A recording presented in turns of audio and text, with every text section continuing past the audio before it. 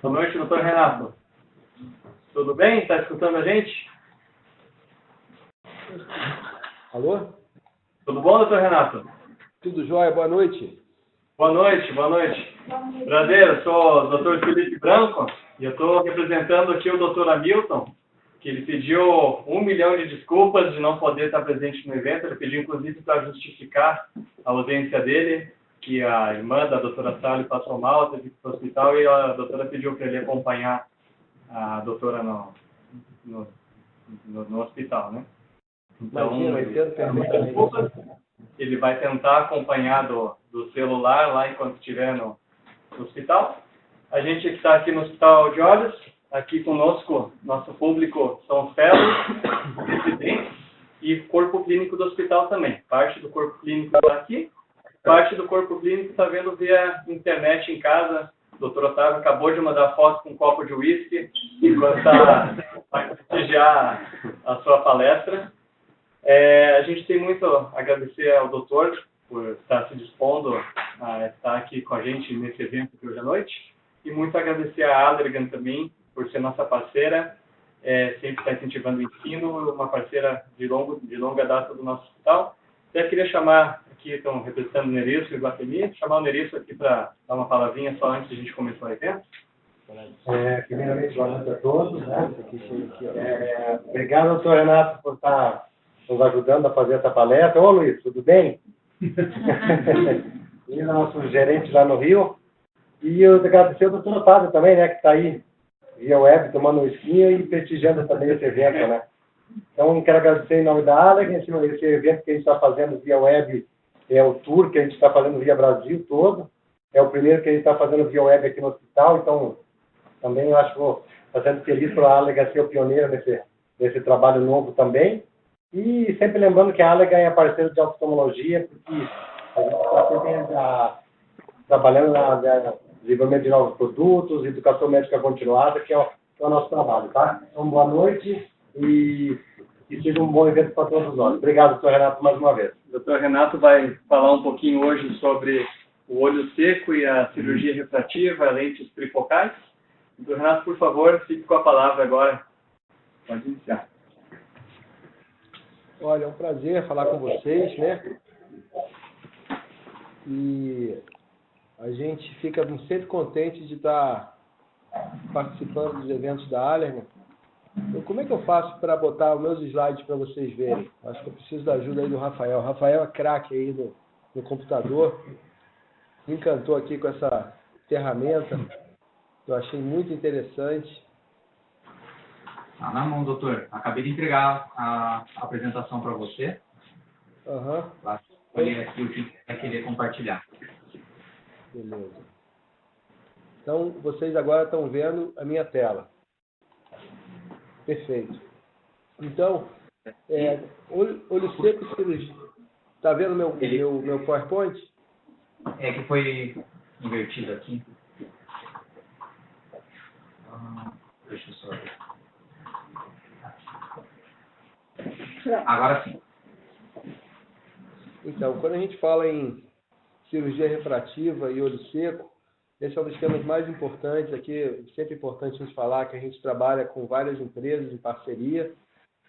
A minha relação com essas empresas, ela é uma relação para viabilizar a tecnologia melhor possível para ajudar os nossos pacientes. Não é uma forma de um ganho de vida de forma alguma.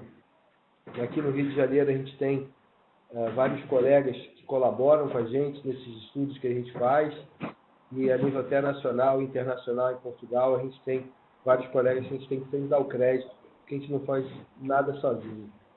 Então eu vou falar rapidamente para vocês sobre definições de olho seco, a importância dos avanços do diagnóstico em olho seco, e em relação à cirurgia refrativa eu senti um interesse especial pelas lentes trifocais. Isso tem muito a ver com o que a gente está vendo hoje em dia em cirurgia refrativa, cada vez mais para dentro da catarata, para cirurgia refrativa da catarata. E, obviamente, falar dos avanços da terapêutica com destaque para as modalidades. Quando a gente fala de olho seco hoje em dia, de disfunção lacrimal, eu acho que a gente não pode deixar de citar o estudo do Diels.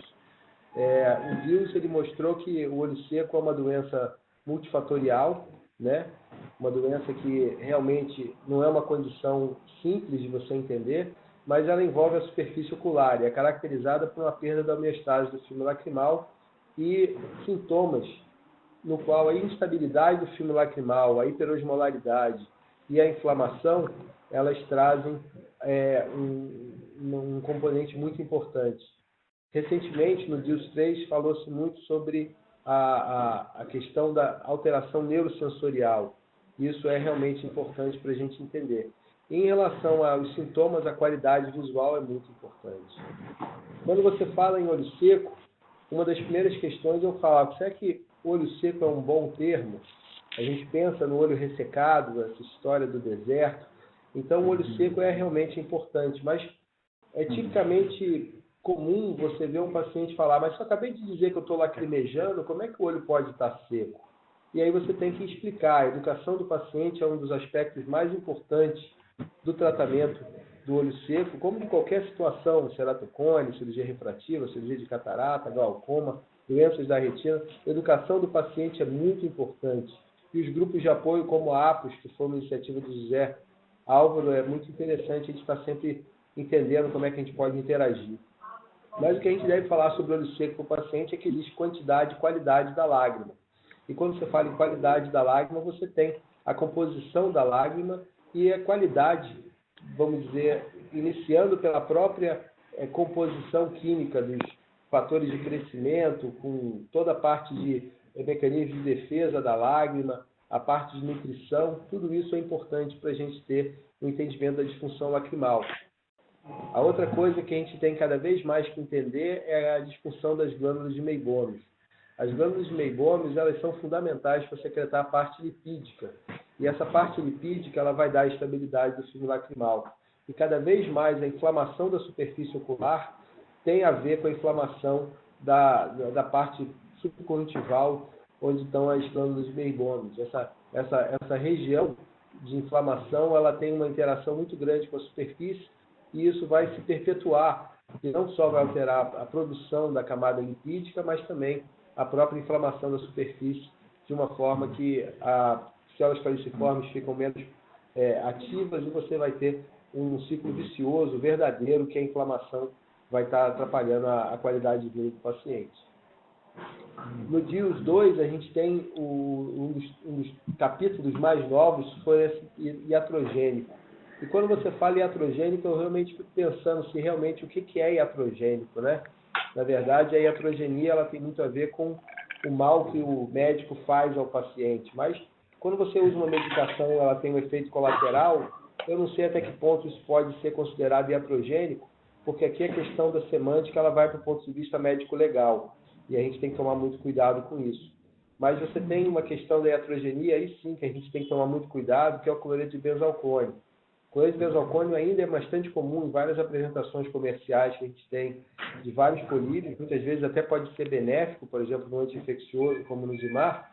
O cloreto de benzalcone pode ser até interessante, mas na grande maioria das vezes, principalmente quando você fala em olho seco, disfunção lacrimal, isso vai ser extremamente deletério para a superfície ocular.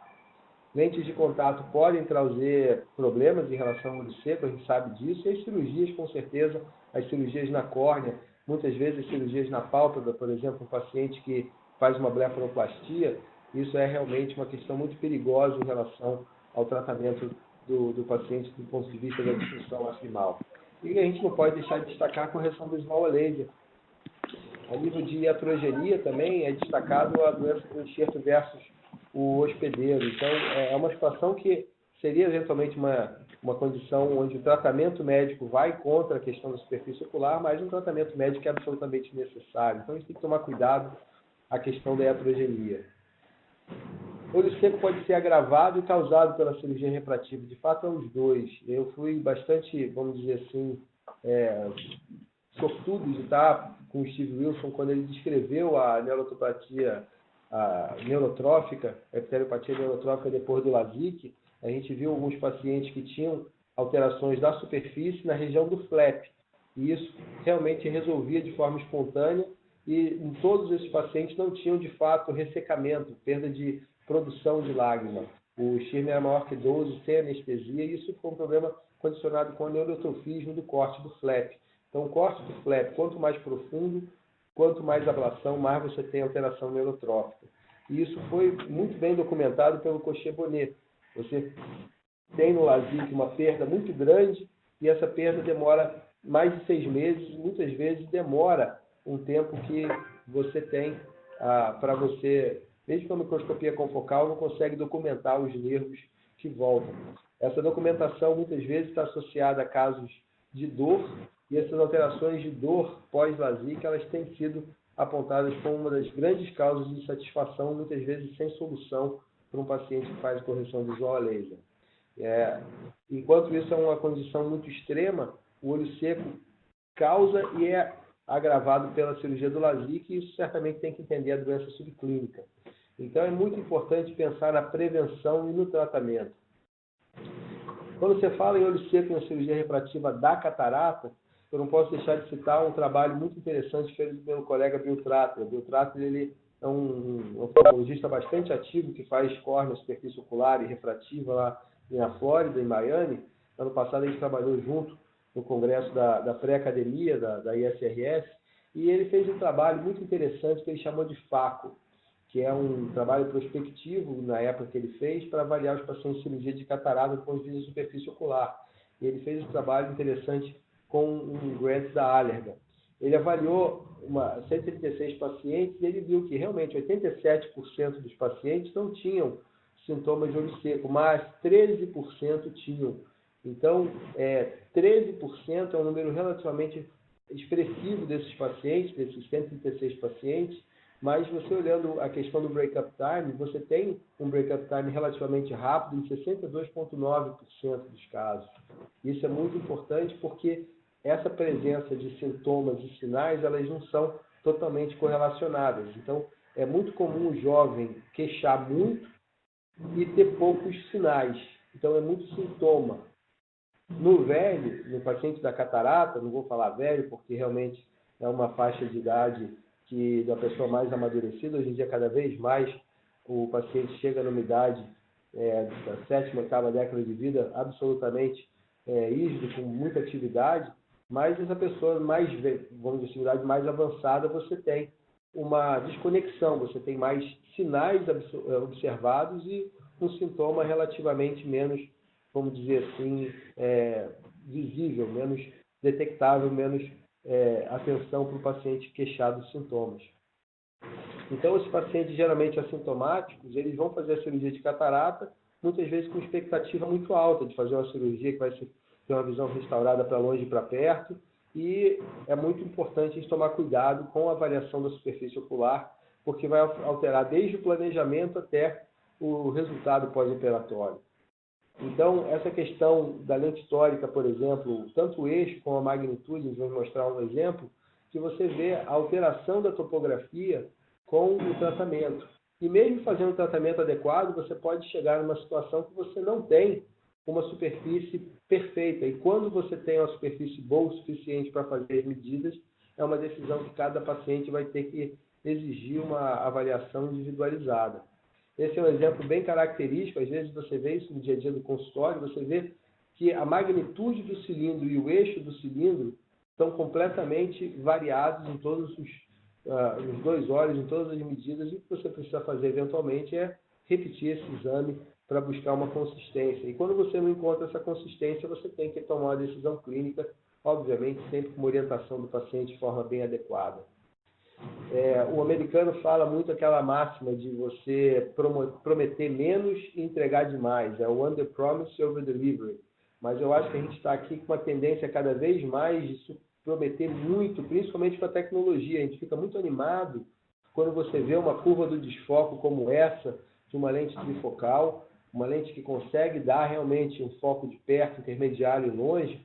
Uma propaganda muito interessante. Aqui você vê, a propaganda fez a rua, de acordo até com a avaliação, uma analogia aos anéis difrativos, você vê a questão da visão de perto, intermediário e longe, mas você tem que tomar muito cuidado com essa orientação do paciente em relação a isso.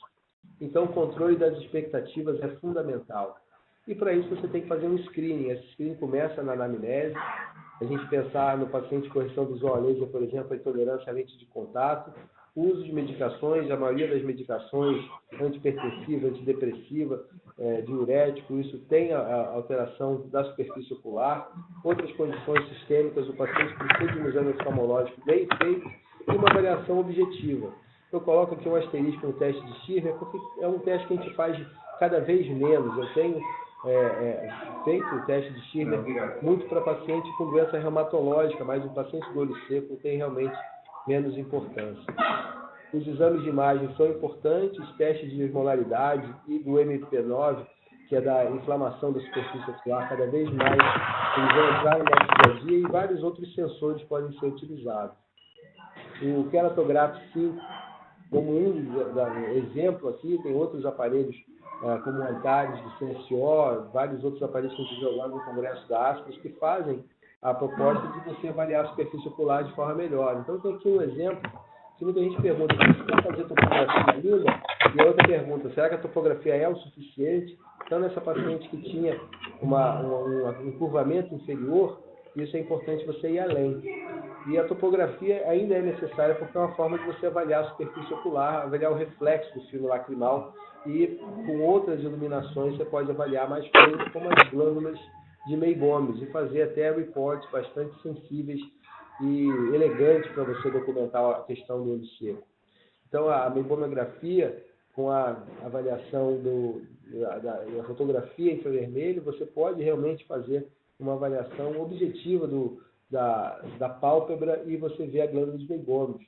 Eu já mostrei essa foto para vários especialistas em córnea, pedindo para eles me falarem das glândulas de May-Gomes. Eles vão aqui em cima, onde está aqui o meu cursor. Você vê que tem uma alteração que realmente não está saindo, está parecendo, está impactado aqui. Esse paciente, ela tinha intolerância à lente de contato, mas se eu falo, vamos ver a glândula mesmo está aqui.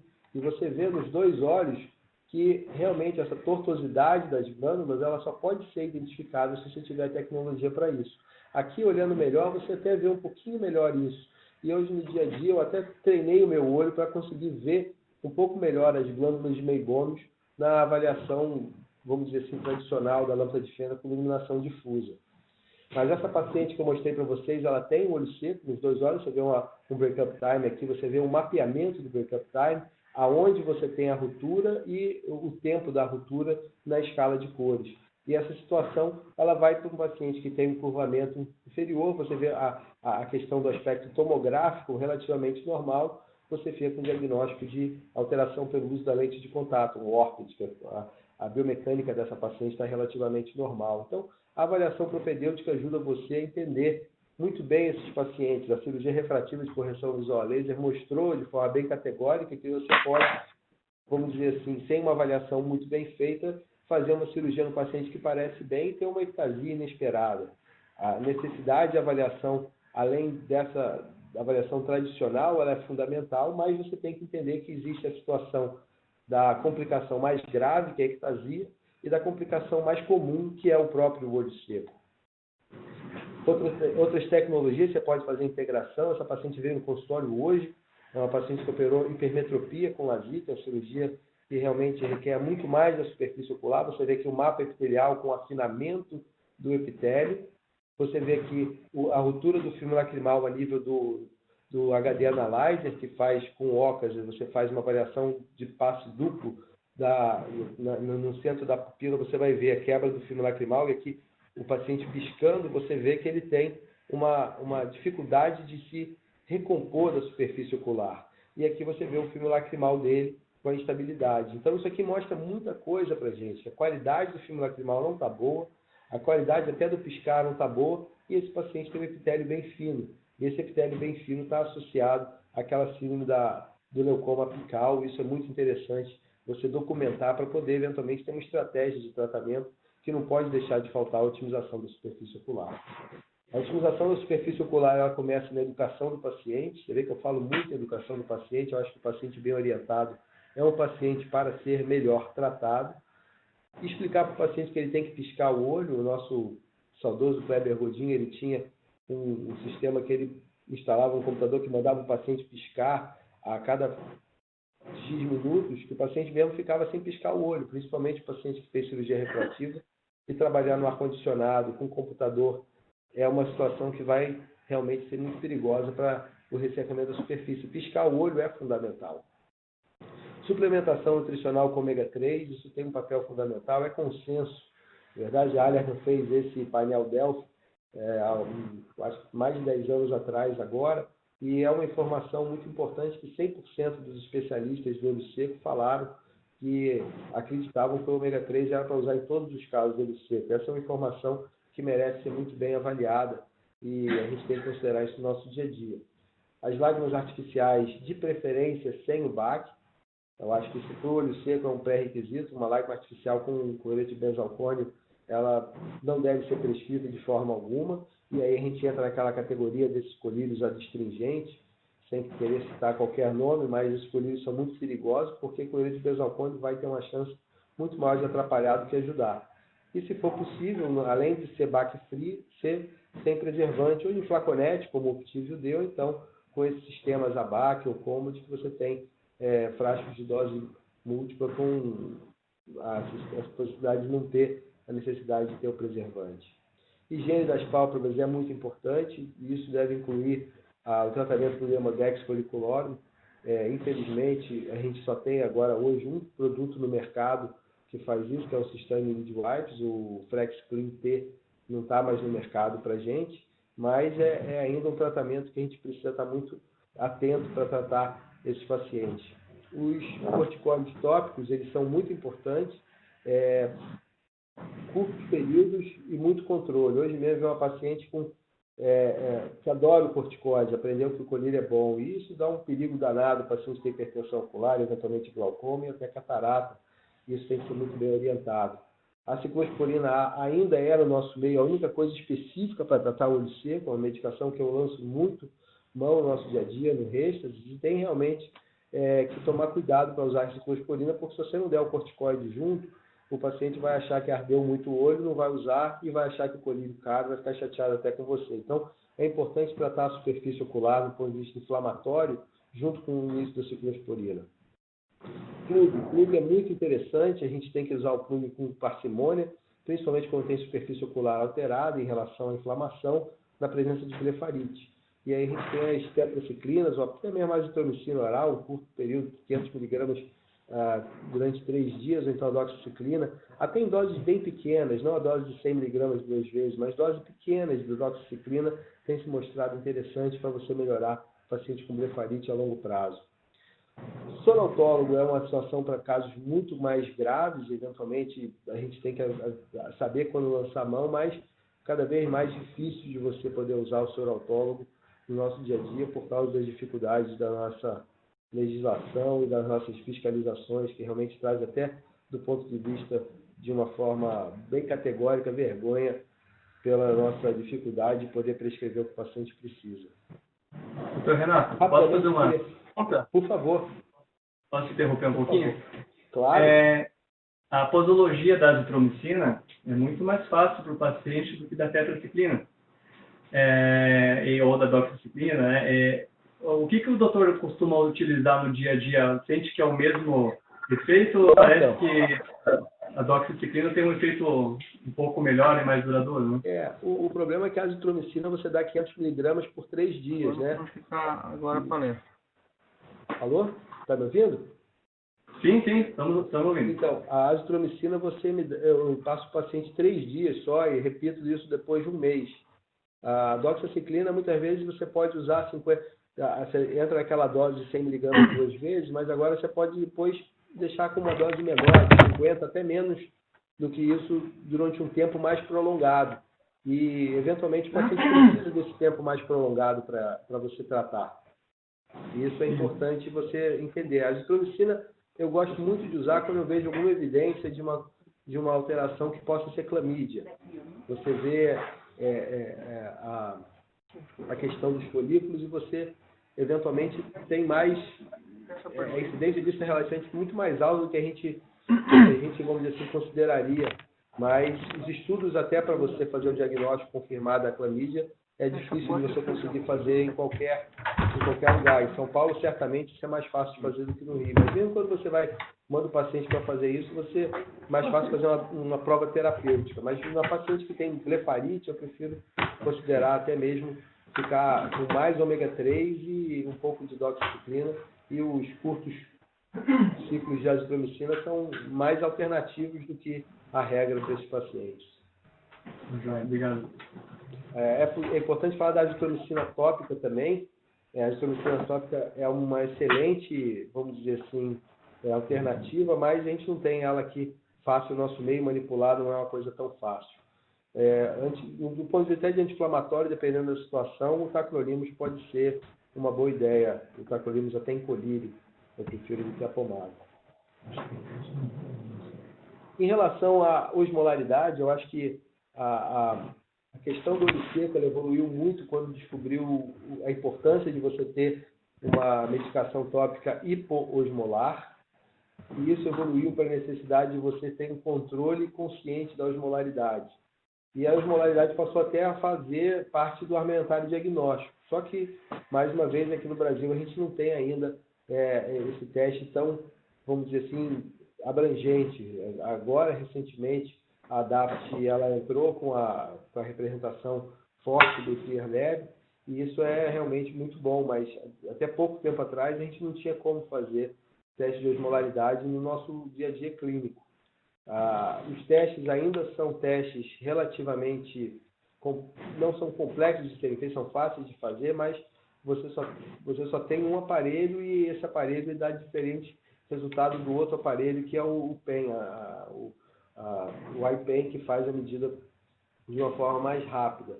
Mas eu acredito que a gente vai crescer muito na avaliação de qualidade do filme lacrimal, não só de osmolaridade, mas também de fatores inflamatórios, eventualmente entender um pouco mais sobre o que é alergia, o que é olho seco num paciente jovem, por exemplo. Isso pode ajudar a gente a personalizar o tratamento e isso vai facilitar muito na ajuda do paciente.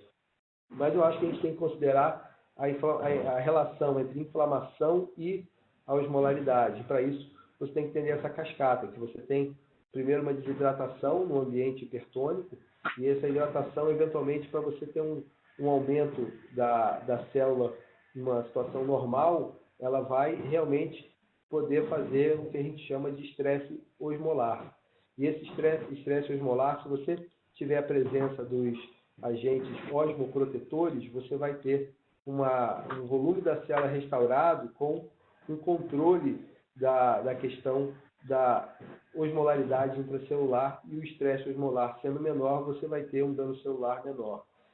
Isso é um conceito bem antigo já de nefrologia, que se você entender esse conceito, você vai entender a importância de ter esses solutos compatíveis com a osmoproteção, que no caso do Optiv são o eritrol e a L-carnitina. O Optiv D, com essa nova formulação, ainda traz um novo componente que eu gosto muito, que é o ácido hialurônico. O ácido hialurônico, eu acho que o estudo do Zé Álvaro, novamente citando o nosso amigo, ele mostrou na época que ele estava no fellowship que aquela ideia de pingar um pouquinho de Hilon depois da cirurgia do transplante, ela tinha um fundamento, vamos dizer assim, científico, porque o ácido hialurônico ele ajudava na repterização. Então a gente sabe dos receptores para o ácido hialurônico na superfície ocular, e realmente você fazer a combinação dupla, tanto do ácido hialurônico com esses osmoprotetores, tem mostrado um sucesso clínico bastante interessante. Desculpa. Então, falando sobre olho seco e cirurgia refrativa, a gente tem que entender a necessidade de avaliar esse paciente, fazer um screening para o paciente com olho seco, com disfunção lacrimal antes de cirurgia refrativa, tanto na córnea como, muito importante, a cirurgia refrativa da catarata. Eu cada vez mais vejo a tendência da gente aceitar que a cirurgia refrativa da catarata é a cirurgia refrativa mais comum. A gente vê a tendência de muita gente falar que cirurgia refrativa é LASIK-PRK, e tem muito mais que LASIK-PRK. Você tem hoje cirurgia terapêutica, você tem anel, você tem crosslinking, você tem muita coisa de cirurgia na córnea. Tem o próprio Smile, que é uma novidade em relação à correção visual laser para miopia na córnea. Mas quando você fala em cirurgia refrativa, ela vai muito além disso, você vai para a parte intraocular, não só das lentes fásicas, que então tá bom, estamos falando de lente fástica, ICL, Artisan, Artiflex, mas não. A cirurgia da catarata é a cirurgia refrativa mais comum. Na verdade, essa cirurgia, ela com a oportunidade de você ter o planejamento refrativo, você pode realmente mudar mais ainda a qualidade de vida do paciente de uma cirurgia que já beneficia muito. Então, o screening para o olho seco é fundamental, porque você vai mudar o planejamento de acordo com a questão do olho seco. Uma lente que divide luz, ela vai ter uma performance muito alterada se você tiver olho seco. O olho seco altera o resultado pós-operatório. É disparado uma das primeiras causas de insatisfação pós-cirúrgica, é a questão do olho seco. E certamente os avanços, tanto no tratamento para você ajudar o paciente, mas eventualmente quando ajudar e como ajudar com a parte do diagnóstico, elas são uma verdadeira oportunidade para você melhor ajudar o paciente. Então, eu cito que isso realmente é uma oportunidade para qualquer oftalmologista que pode realmente fazer uma diferença para ajudar mais o paciente e poder oferecer um pouco mais, você vai poder ter mais sucesso na sua clínica do dia a dia. Então, eu fico mais uma vez contente de colaborar com vocês, agradeço a atenção de todos e à disposição para a gente fazer uma discussão e aproveitar esse canal que a gente tem aqui, muito interessante, muito eficiente. Parabenizo aí o hospital de vocês por ter realmente, junto com a Allerga, inovado nessa situação de fazer uma apresentação dinâmica e, vamos dizer assim, muito confortável, porque realmente para mim seria muito difícil poder viajar. Acabei de voltar da África, assim, 3 dias super cheios, e amanhã ainda tem mais um dia cheio para poder participar com vocês sem ter que mudar tanto a minha rotina aqui no Rio de Janeiro. Então, agradeço a atenção de vocês e fico à disposição aqui para colaborar.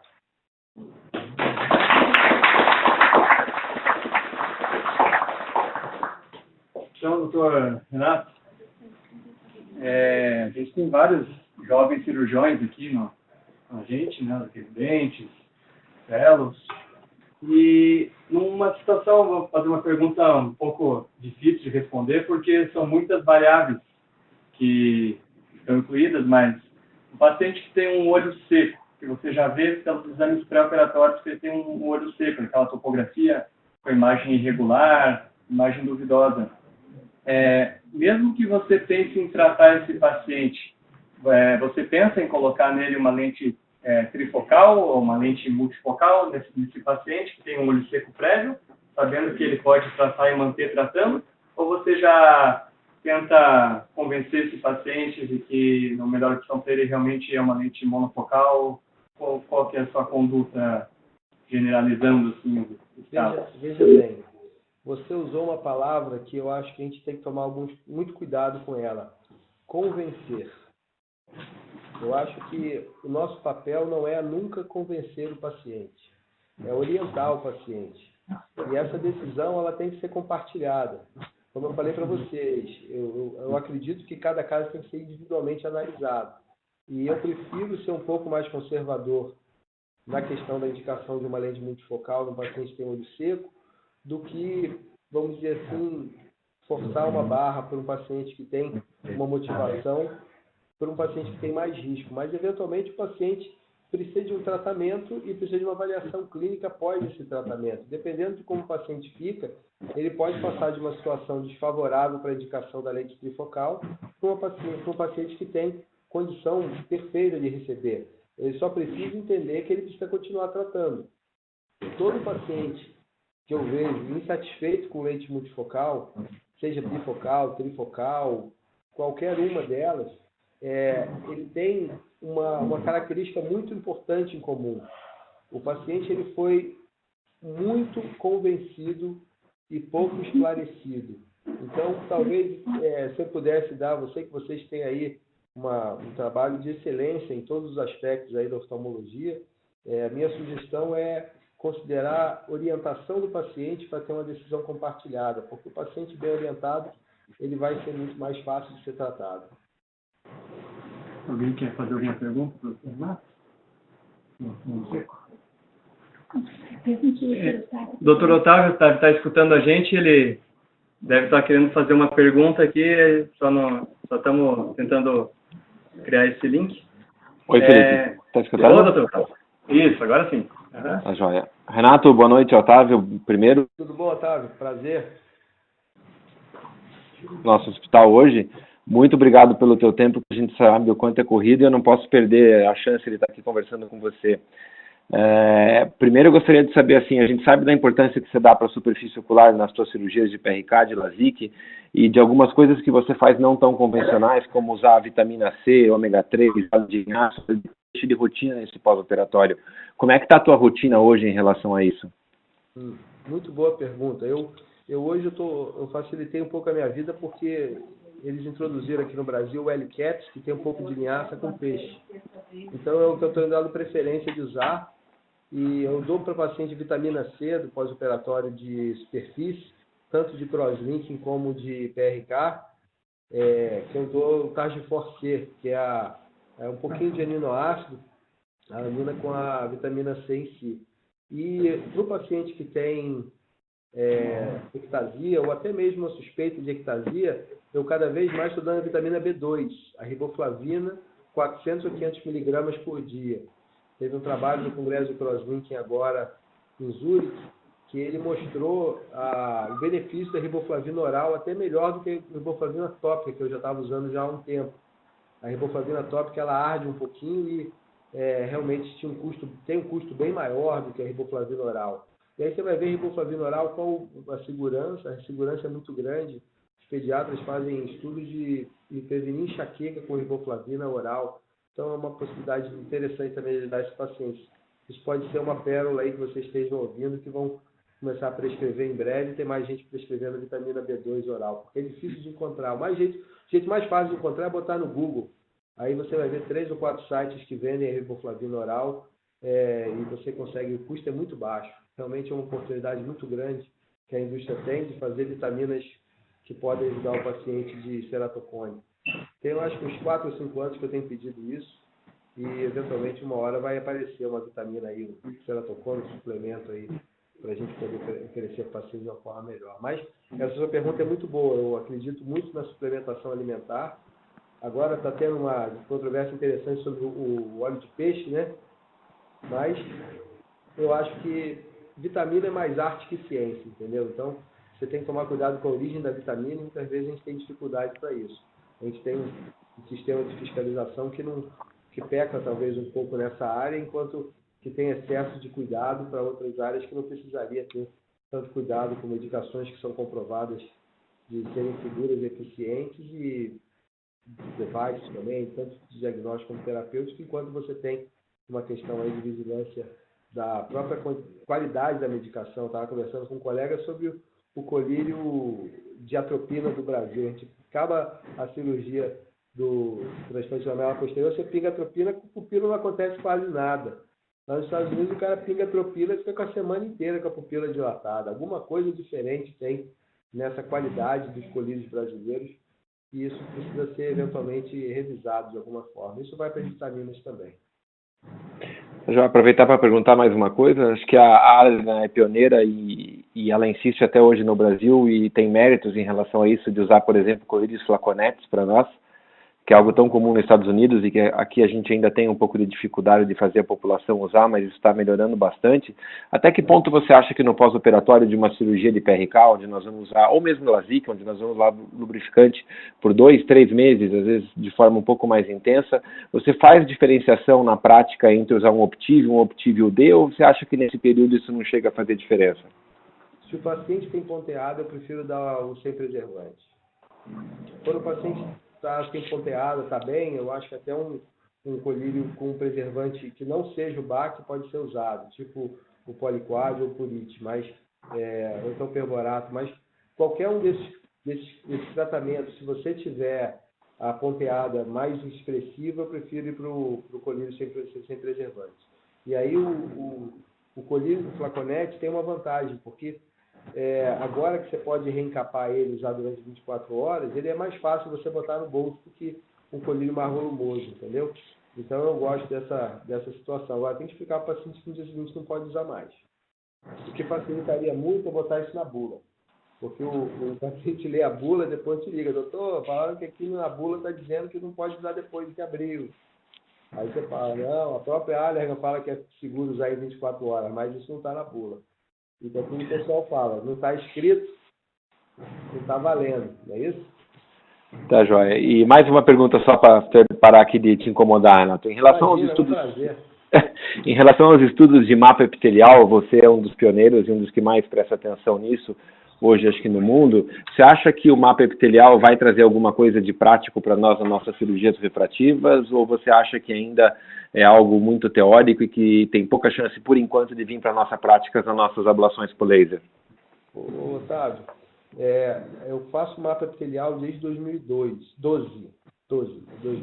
Gostaria de fazer desde 2002, quando o David Wang, que eu tive agora com ele na ASCAS, no congresso, ele fez um curso muito interessante sobre tomografia e topografia para córnea refrativa.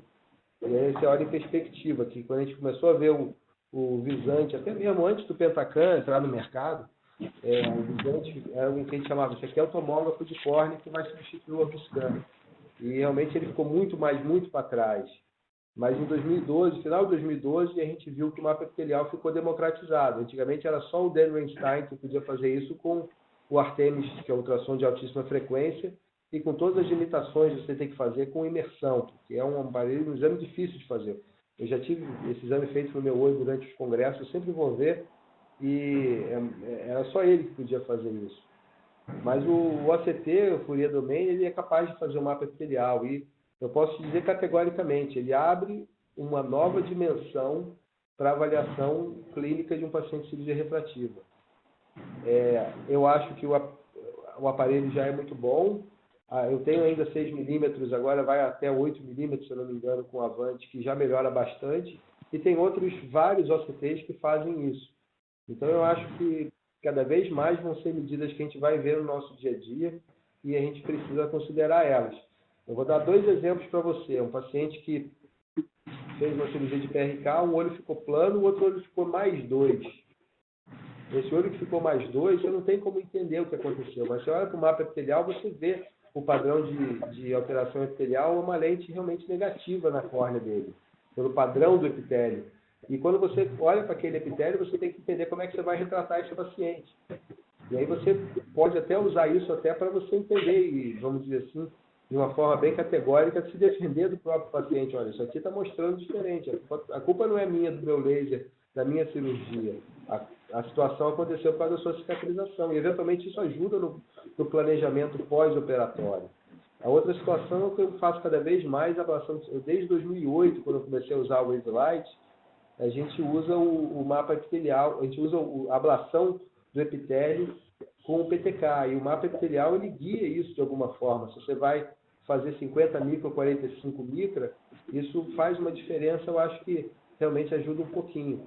E até mesmo no Smile, que é uma cirurgia que a gente precisa, vamos dizer assim, de entender a superfície ocular menos, porque ela causa menos olho seco, o mapa epitelial ele é interessante você ver desde o antes da cirurgia até depois da cirurgia, para você poder avaliar a qualidade desse epitélio, para ver se você vai ter mais ou menos chance de ter um defeito epitelial na borda da incisão, que é um problema que a gente vê no nosso dia a dia. Então, ele ajuda em tudo. É uma medida que hoje é uma das que eu mais considero no meu pré-operatório, é a avaliação do mapa epitelial. Eu acho que a gente ainda está um pouquinho atrás da questão objetiva para poder usar o mapa epitelial para diagnóstico de ceratocone. A gente tem trabalhado com o próprio David Wang, que eu trabalho a tese de doutorado da Marcela Salomão na Unifesp, justamente baseada em diagnóstico ceratocone com essas técnicas mais avançadas, e tem muito do mapa epitelial, até com relação com biomecânica, com a tomografia de Scheifele. Mas eu acho que a integração dos dados ela é mais importante. Isso é importante ficar essa mensagem, que não é um aparelho que apareceu que vai substituir o resto que a gente já tinha. Ele vai adicionar para a gente poder melhorar mais. A receita do bolo fica mais complexa e realmente mais eficiente. Joia. Renato, obrigado e mais uma vez, assim, parabéns pelo teu trabalho e obrigado por estar disponível do seu tempo para nós hoje à noite. Obrigado, Otávio. Eu agradeço a sua participação aí, a paciência de escutar a gente falar essa hora da noite. Fica aqui à disposição. Prazer colaborar sempre. Até breve no Congresso da Brascas, em São Paulo, lá no Transamérica. Felipe, pode tocar daí. Tá bom. Obrigado, doutor Renato. A gente tem uma pergunta aqui da doutora Eliandra. Pode perguntar também. Boa noite, doutor Renato. Eu queria fazer uma pergunta um pouquinho mais prática. Quando a gente acaba vendo um paciente com um pouquinho de olho seco na topografia e tenta indicar uma lente trifocal, aí a gente vai acabar tratando essa superfície. Quanto tempo o senhor indica mais ou menos para a gente repetir a topografia? Eu acho que uma semana, pelo menos, até uns 15 dias, você já consegue uma resposta. Depende do quanto que esse paciente tem de olho seco, né? Se você vai fazer um tratamento, por exemplo, com reixos, você sabe que vai demorar umas 3 semanas para esse tratamento começar a fazer efeito. Talvez 2 semanas seja um tempo adequado. Quando você vê esse paciente, eu penso em duas coisas. Será que as medidas já são suficientes boas para você fazer um planejamento da lente?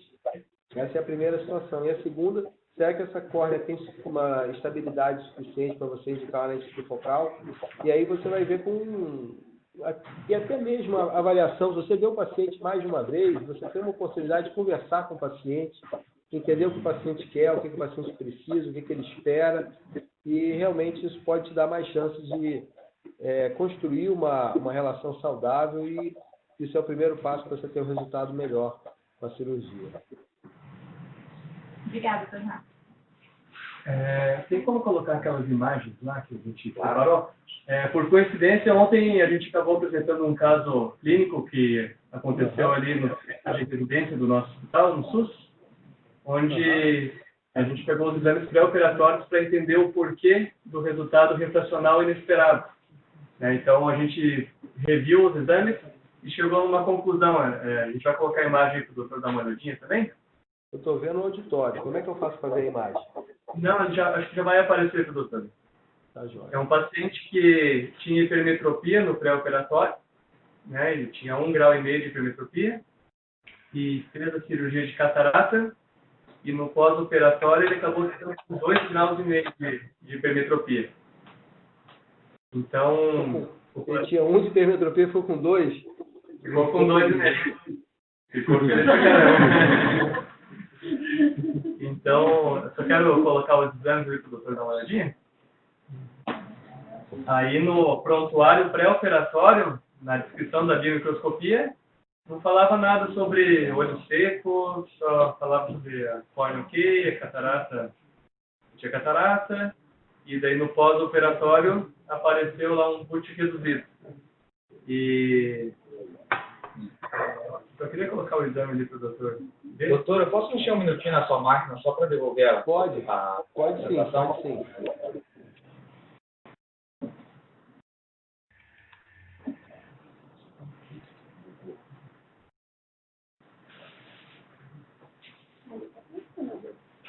É dele lá.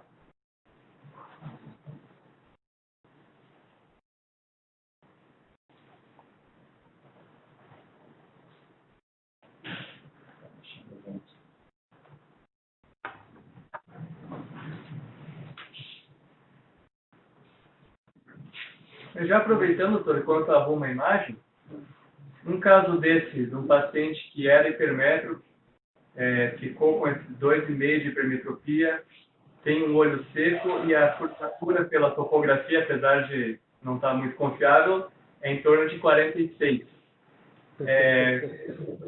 Como que a gente resolve esse problema agora? Troca a lente. Troca a lente. Não tô brincando não. Ou você bota uma lente suplementar ou você troca a lente. Porque, voltando para a pergunta para o Otávio, esse é o tipo do paciente que a primeira coisa que eu quero saber é a tomografia dele, incluindo a tomografia segmentar com avaliação do epitélio. Por quê? Porque quando você faz a cirurgia de hipermetropia, encurva a córnea. E o epitélio vai ficar mais fino. Se o epitélio já for fino, o que é presente no olho seco, você vai ter realmente uma chance muito grande de ter aquele problema que eu mostrei para vocês no paciente que eu vi hoje, que tem a síndrome do glaucoma apical, entendeu? Então, mexer na córnea de um paciente com olho seco já não é uma boa ideia, principalmente para hipermetropia. E principalmente se o paciente tem a córnea que já é mais curva, entendeu? Isso. Foi essa discussão que a gente teve, doutor Hamilton deu a mesma sugestão, ou colocar uma lente de sulfa, apoio de sulfa, auxiliar, ou trocar a lente mesmo, porque a refrativa não é. Quando você fala em lente de sulco, não precisa ser uma lente suplementar primariamente disso. Você pode botar uma lente... Qual lente que ele botou dentro do olho? Qual a lente que ele tem? E ele colocou uma lente nacional monofocal. Então, mas é o quê? É PMMA? Ela é acrílico? Não é é. o quê? 3 peças dobradas. 3 peças dobráveis. Deve ser o quê? Um Peça acrílico? única, desculpa. Peça única dobrável, desculpa. Então a lente está dentro do saco. Deve ser um acrílico hidrofóbico ou hidrofílico. Hidrofílico. Então, eu botaria uma lente hidrofóbica, pode ser outra hidrofílica mesmo, então até eu botaria uma lente de 3 peças no sulco. Você pode botar uma lente dessa de sulco, mais 1,25,5, dependendo do grau, que vai ficar bom. Dependendo se está tudo bonitinho, a cápsula Rex está bonitinho, a cápsula está íntegra, você entrar dentro do olho, dobrar essa lente, quebrar ela e tirar e trocar por uma outra, também pode ser feito. Tudo depende de como está o endotélio, como você está, assim, até armamentado, de o que você tem disponível para fazer. Uhum. Aí a biometria do paciente foi operado o olho direito e ali ele tem um comprimento axial de 24,10, então comprimento alto para o hipermétrio. E a ceratometria manual ali em cima está dando um K-médio de 46 praticamente. Conseguiu achar ali, doutor? Estou vendo aqui. E veja que os picos da biometria ele parece bons, né? Então não parece que o comprimento axial está errado e ele é parecido com o outro olho. Você tem um exame de tomografia da córnea? Deixa eu ver. Passa o próximo imagem, por favor. Aí tem a topografia. Essa é uma topografia. É uma topografia de plácido que, vamos dizer assim, desculpa colocar assim, deixa um pouco a desejar, entendeu? Porque mas olha só o padrão. Não sei se vocês estão vendo o meu mouse. Vocês estão vendo o meu mouse? Olha esse padrão aqui, tá vendo? Isso aqui é praticamente certo que esse paciente eu tenho a distrofia da membrana basal, aquela mapa-ponta impressão digital, ou o olho seco. Alguma coisa na superfície ele tem. Entendeu? Às vezes até um nódulo de Salzmann aqui pode aparecer numa córnea dessa. E essa topografia, vamos dizer assim, ela deixa muito a desejar, porque você não está vendo o mapa, da onde vem esse mapa, que é a imagem de plácido. A topografia, ela é importante, muito mais importante do que o Scheinfeld, do que qualquer outra fonte de imagem. Você tem que ver o que a gente chama da origem, a ladeira. Você tem que ver a videoceratografia, que é uma imagem da reflexão do disco de plástico. Isso é muito importante para você poder avaliar uma topografia como essa. Porque isso aqui pode ser até um ceratocone, entendeu? O que, eventualmente, eu não acho ser muito provável por causa da idade da paciente e de ser hipermetropia, porque o ceratocone, a chance de ser hipermétrope é de menos de 5%. Entendeu? É isso aí, doutor. Alguém quer fazer alguma pergunta para o doutor Renato? Então, doutor Renato, a gente quer fazer alguma consideração final antes de a gente encerrar? Nada, eu quero só agradecer a Allergan e ao pessoal aí da equipe do Rafael, da técnica e de informação do TI do hospital, que realmente fez um trabalho fantástico para poder botar esse evento no sucesso. Doutor Renato, quem tem a agradecer muito é a gente pela sua disposição, pela Allergan estar promovendo esse evento também. Então, nosso muito obrigado mesmo, foi bem valiosa a sua aula, a gente agradece demais. Muito obrigado, viu? Eu que agradeço. Um abraço para vocês. A gente quer tirar uma foto de todo o grupo com o Dr. Renato. A era digital. Vamos fazer uma selfie com o senhor, cara. Vem pra cá, a gente vai fazer uma selfie com o Renato. Não, e ele se aproveita do Dr. Renato.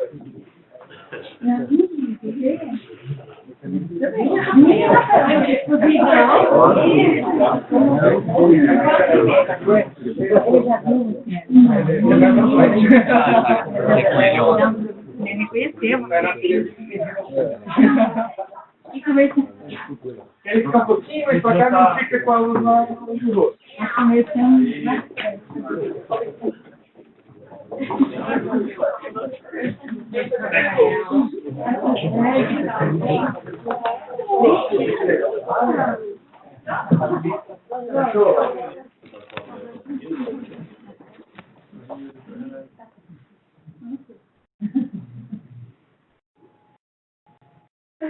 Oi.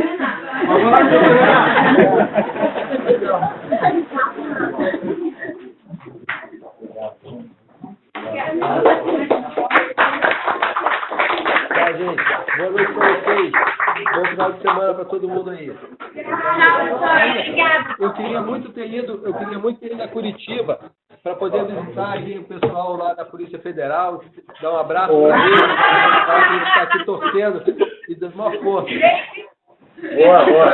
Tchau, tchau.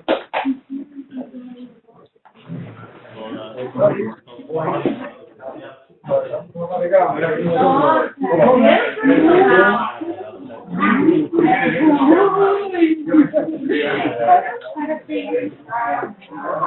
Criança nacional.